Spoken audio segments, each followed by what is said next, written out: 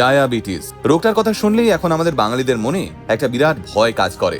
আজকের দিনে অনেকেই জানেন ডায়াবেটিস কিন্তু রক্তে শুধুমাত্র অতিরিক্ত শর্করাই তৈরি করে না, তার সাথেই এই ডায়াবেটিস আপনার শরীরে আরো অনেক ধরনের রোগ ডেকে আনতে পারে, যার প্রতিকার বলতে গেলে সত্যিই অধরা। একসময় আমরা ভাবতাম চিনি বা মিষ্টি বেশি খেলে বুঝি বড়দেরই ডায়াবেটিস হয়, কিন্তু এখন ছবিটা একদম পাল্টে গেছে। কারণ বর্তমানে শিশুদের মধ্যেও এই রোগের প্রবণতা হু হু করে বাড়ছে।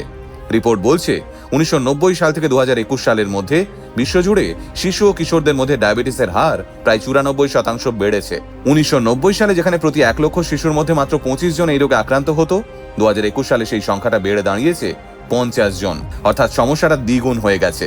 তবে এর থেকেও বড় ভয়ের কথা হলো 2045 সালের মধ্যে বিশ্বে ডায়াবেটিস রোগীর সংখ্যাটা পৌঁছবে প্রায় 78 কোটিতে, যার মধ্যে 30% রোগী থাকবেন এই ভারতেই।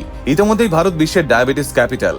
তাই আজকের দিনে সব থেকে বেশি গুরুত্বপূর্ণ এটা জানা যে কিভাবে ডায়াবেটিস নামের এই মারণ রোগ থেকে রক্ষা পেতে পারি আমরা। তাই চলুন শুরু করা যাক আজকের ভিডিও, আর জেনে নেওয়া যাক এই ডায়াবেটিসের ব্যাপারে বিস্তারিত। ডায়াবেটিস কিন্তু মূলত দুই ধরনের। একটা হলো টাইপ 1, যেখানে শরীরে ইনসুলিন তৈরি হয় না। অন্যটা হলো টাইপ 2, যেখানে ইনসুলিন তো তৈরি হয় কিন্তু শরীরে ইনসুলিন রেজিস্ট্যান্সের জন্য হরমোনটি কাজ করতে পারে না।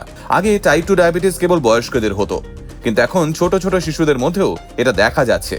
আর এর প্রধান কারণটাই হলো আমাদের বদলে যাওয়া জীবনযাত্রা।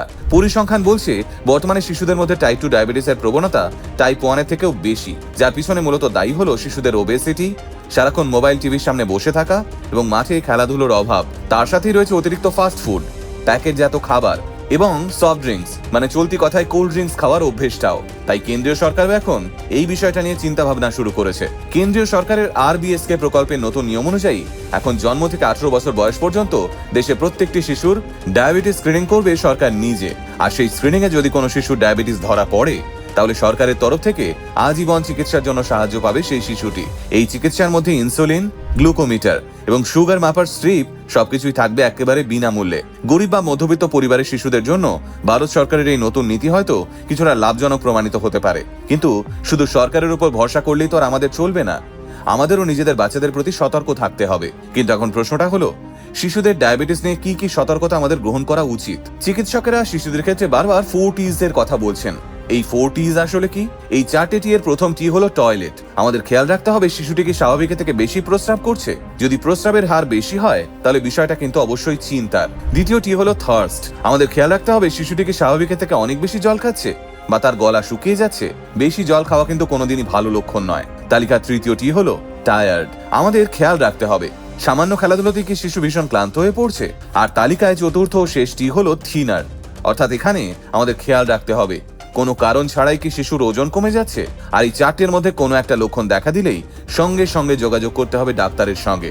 ডায়াবেটিসের সঙ্গে লড়াই করতে হলে আমাদের খাদ্যাভ্যাসেও পরিবর্তন আনতে হবে, আর এই পরিবর্তনটা আনতে হবে একেবারে ঘর থেকে। বাচ্চাদের বাইরের ভাজাভুজি বা মিষ্টি খাবারের বদলে বাড়ির তৈরি পুষ্টিকর খাবার খাওয়ার অভ্যেস করতে হবে।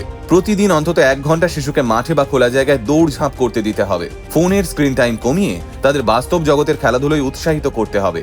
আর আজকের এই ছোট ছোট পদক্ষেপগুলোই কিন্তু অদূর ভবিষ্যতে আপনার সন্তানের ভবিষ্যৎ সুরক্ষিত রাখবে। তাই সবাই ভালো থাকবেন, সুস্থ থাকবেন আর পরিবারের সবাইকে সুস্থ রাখবেন। নমস্কার।